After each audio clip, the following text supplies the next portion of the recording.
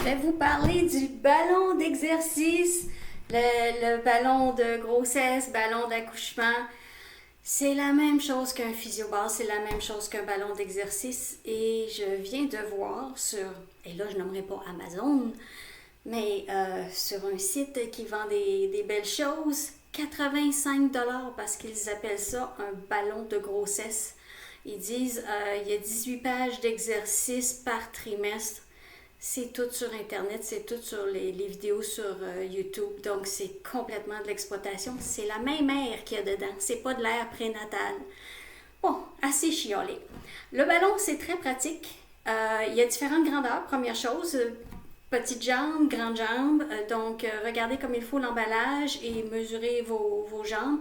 Ou si vous pouvez l'essayer en magasin, c'est encore mieux. Des fois, les magasins de sport. Mais encore là, ils vont vous le vendre plus cher. Puis c'est de l'air qu'il y a dedans. C'est la même chose.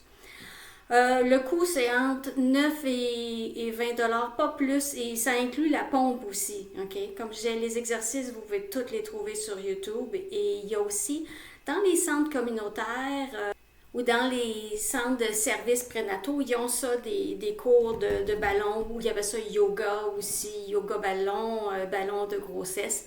Donc, ça peut être vraiment intéressant. La majorité du temps, l'exercice le plus courant, c'est de s'asseoir dessus et de faire des mouvements du bassin, tout simplement. Ça ôte la pression sur le dos et votre conjointe peut aussi masser votre bas de dos parce qu'il est accessible vu que vous êtes assis sur le ballon.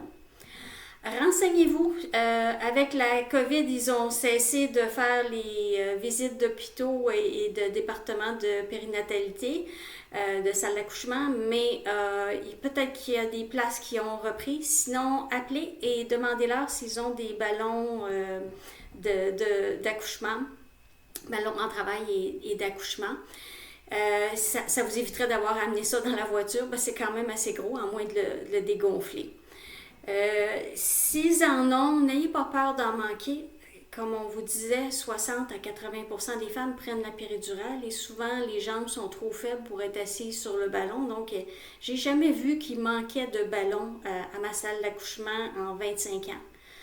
Nous, on les utilisait beaucoup parce qu'on ne prenait pas la péridurale avec Hypnovie, mais les autres, ils étaient sous épidurale. Et la walking epidural, l'épidurale où on peut marcher, j'en ai jamais vu en 25 ans, honnêtement. Il faut vraiment que ça prenne un anesthésiste qui injecte, et c'est une loterie. On l'injecte et on regarde si ça fonctionne. La majorité des femmes que j'ai vues avaient les jambes vraiment molles et n'avaient pas le contrôle de leurs jambes. Durant le travail, vous pouvez vous asseoir sur le ballon, comme je disais, vous appuyez sur le bord du lit et votre conjointe frotte le bas du dos parce que c'est là qu'il y a le plus la pression, parce que le bébé descend et comme ouvre votre colonne, si on veut, donc pousse sur vos vertèbres. Ou il peut faire aussi ce qu'on appelle les contre-pressions. Et souvent, mes madames disaient à leur conjoint, pousse plus fort. Et vraiment, il y avait les jointures blanches à force de pousser. Donc, c'est vraiment, il y a un bébé de l'autre côté qui pousse. Si le bébé est ce qu'on appelle en postérieur, donc il regarde 90% vont regarder le plancher quand ils sortent, mettons que la maman serait couchée sur le dos, mais il y en a qui sont ce qu'on appelle en sunny side up, comme le visage vers le haut, et ça pousse plus vers le dos. Donc de changer les positions, ça aide, et de faire les contre-pressions, ça aide aussi. On peut mettre le ballon dans le lit et la madame s'appuie sur le ballon à ce moment-là. Ça diminue la pression au niveau des genoux parce qu'à ce moment-là, elle est dans le lit, donc le matelas absorbe un petit peu la pression sur les genoux. On peut aussi faire des exercices sur le ballon. On ne peut pas accoucher sur le ballon parce que le bébé, il rebondirait. Le conjoint, des fois, va être assis sur le ballon et la madame en travail va, elle, être dans le lit ou quoi que ce soit. Ça aussi, ça aide. Si on manque de chaise, ben, le ballon, ça peut être pratique.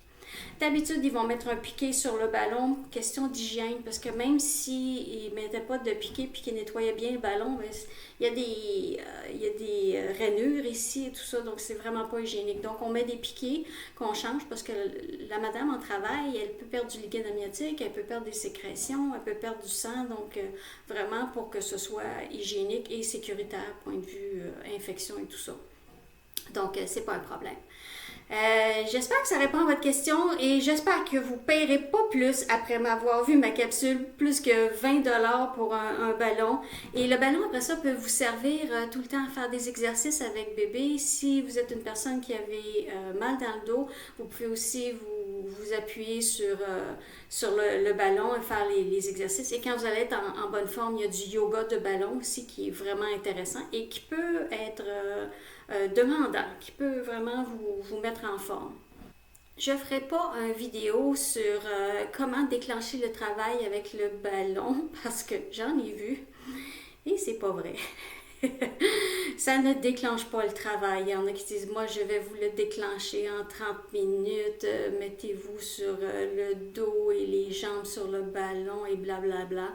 Non, il n'y a rien de prouvé là-dedans. Ça fait des clics sur la vidéo, mais ce n'est pas prouvé, ce n'est pas vrai.